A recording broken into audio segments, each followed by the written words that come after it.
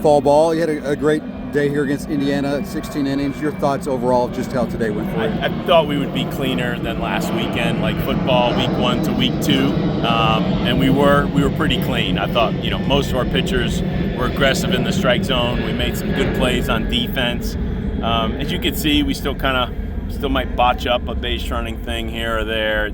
It's an aggressive system, and sometimes it takes time for guys to get comfortable in it. But other than maybe not getting a couple big hits, leaving the bases loaded a few times, I thought we did a lot of good things today.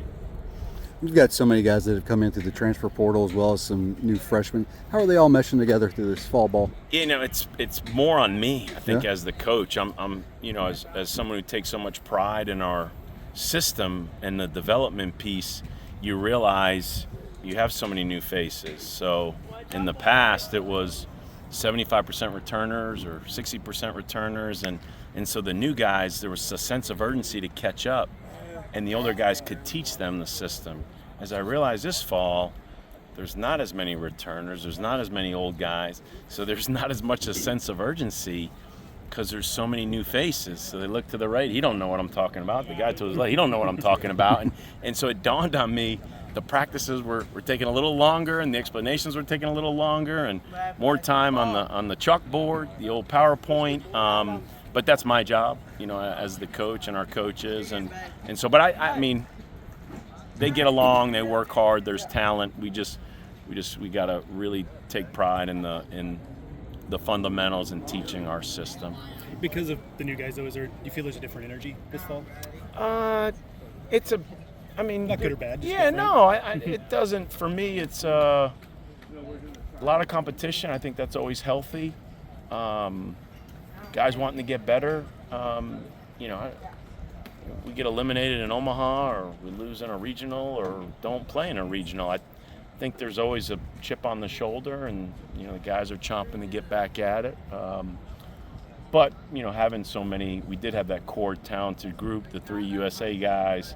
We had about 7-8 guys in the Cape, the Northwoods. So even though we have a lot of new faces, there was a core group returning that they were chomping at the bit. And I think it's fun seeing them mesh with the new guys. It's fun seeing the talent we brought in. That was a big concern, knowing you have guys exiting and new guys coming in. When I went to USA Baseball, I sat down with Zion and Forbes and Bivin, and I had my spreadsheet, and I had my depth chart, and they wanted to know. They were curious, who we got coming in. And nowadays with social media, you guys, and there's a lot they can follow. They can see guys in the Northwoods League. They can see this guy in the Cape. They can go to stats and see what type of player this guy is. So everybody was kind of curious, as to what talent we were bringing in. And as you see, there's a combination of some young stars, and there's some guys, older guys that'll help us. Go ahead. Does it make it a little bit more difficult just with the mixing of the way college sports is now, just with, basically the transfer portal and, the overturning of the roster a little bit? Does it make it a little bit more difficult in terms of just like keeping the culture of the team the way you want it? I guess. You trust these guys, and we feel like we've always attracted good kids, good families, hardworking. We're still being who we are, whether you came from a junior college, whether you came from a 4-year school, whether you came out of high school. We're still preaching the same message, and this is who we are, this is what we're about. We don't want to be for everybody. We want to be for those who want what we offer, and we got a lot to offer. So I feel good, about the culture. Like I said, I think it's more on the coaches to get them to understand our system a little bit quicker than maybe years in the past where we had so many returners and you just had a few guys you were sprinkling in. Now you have as many new guys as returners. Zion Rose seems like a guy who's ready to kind of take that next step and become kind of a national spotlight guy, even more so than last year. And what have you seen from him since the end of last year? Obviously, he had the Team USA experience, but as far as developing and growing, both as a player and as a person? I'm sure he just has a little more confident knowing what he was up for. As a freshman, you kind of don't know.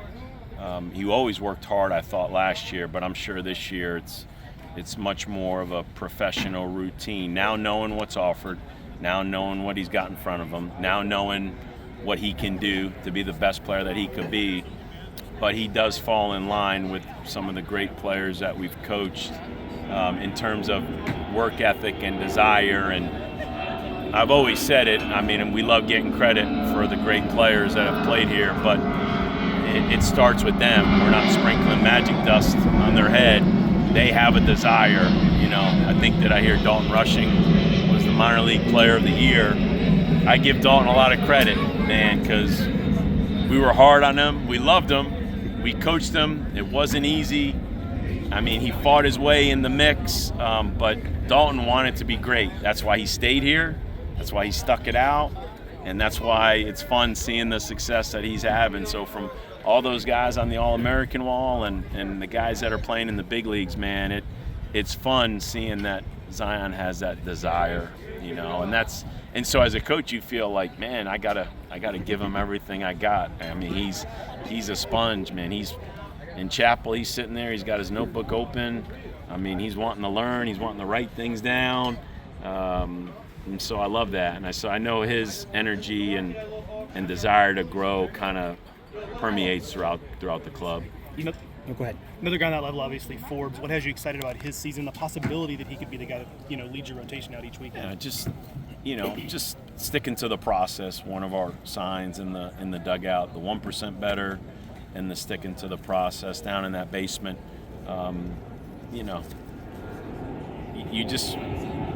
not a patient person, but I do have patience when it comes to baseball, you know, and he's went from an everyday hitter, reliever, to a hybrid last year, and unfortunately he just went through the lap pull and the hand injury and just didn't get that full year. So he's doing everything in his power, and, you know, what he did with USA Baseball and the Cape this summer, I mean, he looks like, he can be one of the great pitchers that we've had, you know. And so but I'm always as excited as for all those sophomores. You know, that's where the jump has always been our program, from freshman to sophomore year. And he'd have made that jump last year if he'd have gotten a full sophomore year.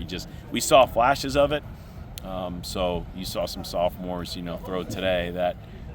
That's exciting, because that's where you see some big jumps in our program.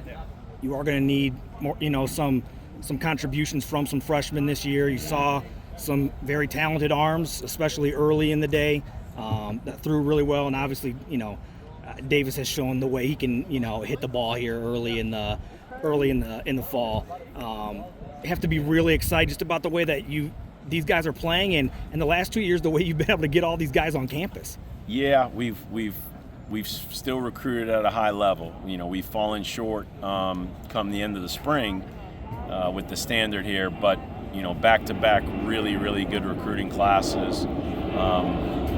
And we play freshmen. So I don't, you know, in the recruiting world right now, is obviously kids are chasing a lot, and I don't blame them. You know, get everything you can get.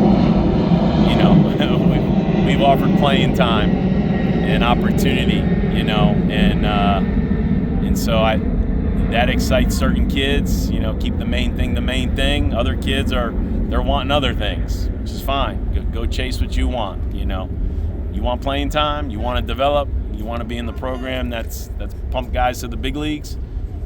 Louisville baseball's here for you, man. So, and I know there's a lot of good programs out there, but you know, that's what we've hung our hat on. We just need to combine that with a few more wins and get back on track.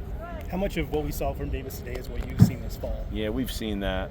You know, I don't want to take it for granted and act like it's easy, but our kids have seen that. I'm be curious to see when you ask them and you talk to them, you know, they see the talent, they see the potential in there.